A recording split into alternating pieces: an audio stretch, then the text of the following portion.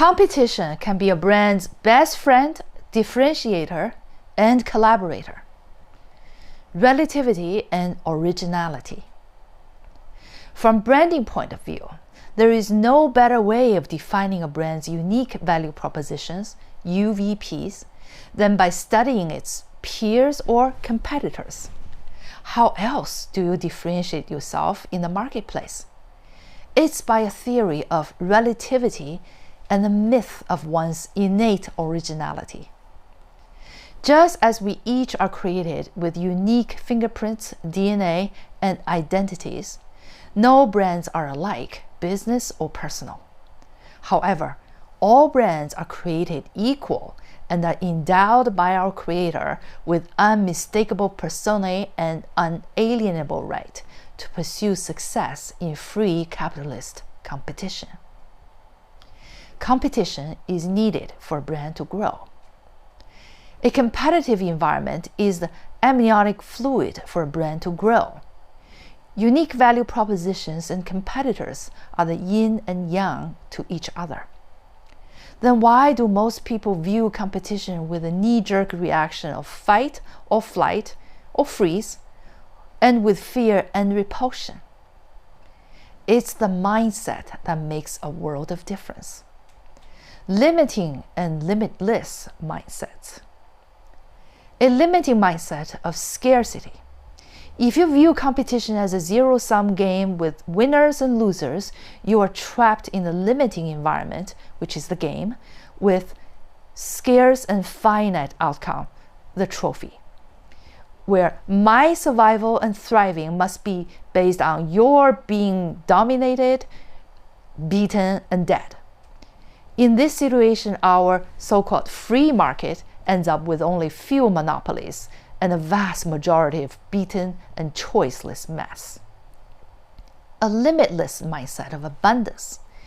If you view competition as an endless process of expanding possibilities, where perpetual diversity defines every brand's identity and vibrant competition differentiates each brand's focus and performance, competitors become peers and even collaborators. Then we have achieved true power and success for every brand in a rich and expanding economy with optimized choices for all. Great brands thrive in competition. This is my true story. I belong to a professional networking group meeting at 7 a.m. once a month. In one such meeting, 2 professionals from other groups, including a competitor, came to participate as guests. My competitor owns his branding agency and they offer almost the same services as we do. Boy, was I hyper allergic and alert to his presence that morning.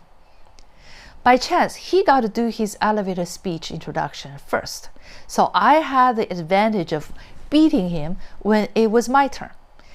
Usually that early in the morning, I was still foggy-minded and would not care much about what I usually say in a casual 1-minute introduction.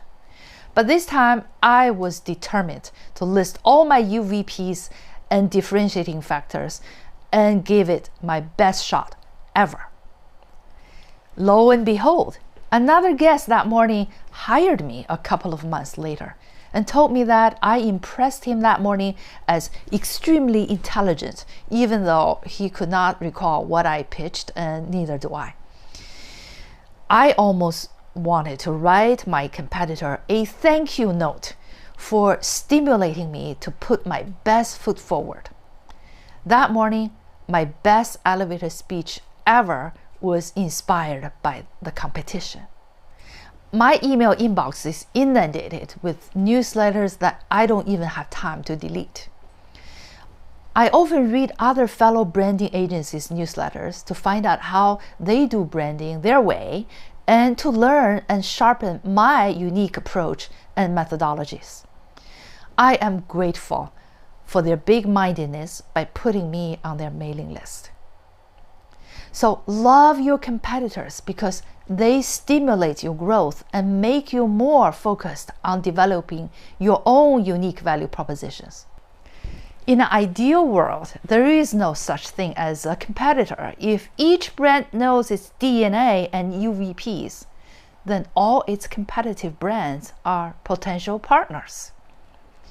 In our practical reality, great brands are the results of constantly innovating themselves and at the same time supporting a healthy ecosystem of biodiversity by being truly large-minded collaborators to each other.